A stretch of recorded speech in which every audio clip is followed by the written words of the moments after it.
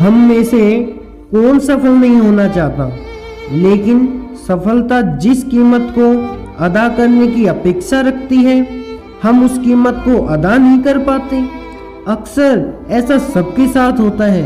एक लड़का था, कोलंबिया यूनिवर्सिटी में पढ़ता था। लाइब्रेरी खुलने से पहले पहुंच जाता और जब शाम को ताला लगता उस समय बाहर निकलता। एक बार की बात, वो नन्हा सा लड़का जब लंच का समय हो गया तो सारे विद्यार्थी लंच के लिए कैंटीन चले गए, लेकिन उसने अपने बैग से ब्रेड का टुकड़ा निकाला और पढ़ते पढ़ते खाने लगा। लाइब्रेरियन ने उसको ऐसा करते देख और वह दौड़ता हुआ आया और उस पर चिल्लाया कि तुम्हें ये नहीं पता लाइब्रेरी में खाना नहीं खाया जाता और खाना है तो कैंटीन जाकर खाओ। उस लड़के ने धीरे से कहा, साहब मेरे पास इतने पैसे नहीं कि मैं कैंटीन जाकर खाना खा सकूं, और साहब अगर मैं अपने समय का एक सेकंड भी जाया करता हूं तो मेरे लक्ष्य का क्या होगा, मेरे मुल्क में मेरे लोगों का क्या होगा, जिस उत्तरदायित्व को लेकर मैं यहाँ आया हूँ उसका क्या होगा। मैं बात कर रहा हूँ ऐसे शख्स की जिसका जन्म हुआ अछूत जाति में, जिसने पूरी उम्र देश की अनुसूचित जातियों को हक दिलाने में बिता दी। जी हम बात कर रहे हैं मेहनत, संघर्ष और सफलता की मिसाल डॉक्टर भीमराव अंबेडकर की। 14 अप्रैल 1891 के दिन मध्य प्रदेश के महू गांव में रामजी, मालोजी सकपाल और भीमाबाई के घर 14वीं और आखिरी संतान पैदा हुई। नाम रखा गया भीमराव अंबेडकर। अंबेडकर की शादी 1906 में 9 साल की रमाबाई से हुई थी। 1908 में वे एल्फिंस्टन कॉलेज में दाखिला लेने वाले पहले दलित बच्चे बने। भीमराव अंबेडकर करीब 9 भाषाएं जानते थे। उन्होंने 21 साल तक लगभग सभी धर्मों की पढ़ाई भी की थी। भीमराव अंबेडकर के पास कुल 32 डिग्रियां थी। वो विदेश जाकर अर्थशास्त्र में पीएचडी करने वाले पहले भारतीय थे। नोबेल प्राइज जीतने वाले अमर्त्य सेन अर्थशास्त्र में इन्हें अपना पिता मानते थे। बचपन से ही इनके साथ दिल दहलाने वाली घटना घटी। इनकी माता का देहांत हो गया।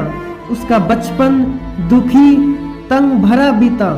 छोटे थे, पढ़ना चाहते थे, अपने पिता से बहुत रिक्वेस्ट करते थे, लेकिन दलित समाज और उसमें महार जाति में जन्मे होने के कारण कोई पढ़ने की सुविधा नहीं थी।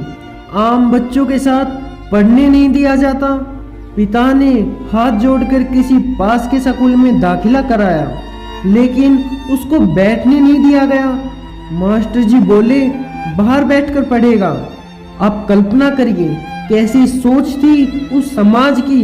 अगर हम उस समाज में पैदा हुए होते तो उनकी पढ़ाई में इतनी रुचि थी कि क्लास में बाहर बैठते हुए भी एक बार मास्टर जी ने उसको बोर्ड पर बुलाया और कहा ये क्वेश्चन सॉल्व करो। सभी बच्चे देखकर हंसने लगे। क्यों हंस रहे थे पता है? एक नीची जात का लड़का क्वेश्चन सॉल्व करेगा। एक बार इन्होंने नासमझी में अपने गांव के कुएं से पानी पीते हुए किसी ने देख लिया। उस समाज ने उसको इतनी यातनाएं दी कि वो कुएं की तरफ दोबारा देखे ही ना। एक बार भीम जी रिक्शा से कहीं जा रहे थे। रास्ते में रिक्शा चालक को पता चला कि उसकी सवारी एक महार जाति की है। रिक्शा वाले ने उसी समय उसे नीचे उतार दिया और दोगुना किराया मांगने लगा। बोला तूने मेरी रिक्शा को अछूत कर दिया। उस समय केवल छूने तक नहीं, परछाई तक भी दिक्कत थी। यहाँ तक कि कोई आवाज भी सुनना नहीं चाहता था। मैं बहुत प्रभावित हूँ डॉक्टर भीमराव से। सबसे ज्यादा अगर मैं प्रभावित हूँ तो 3-4 शख्सियत, जिनमें एक शख्सियत ये भी है। एक चीज बहुत प्रभावित करती है उस आदमी की कि अगर समाज मेरी बेइज्जती कर दे, मुझे ठुकरा दे, तो फिर मैं कभी उस समाज में रहना नहीं चाहूँगा।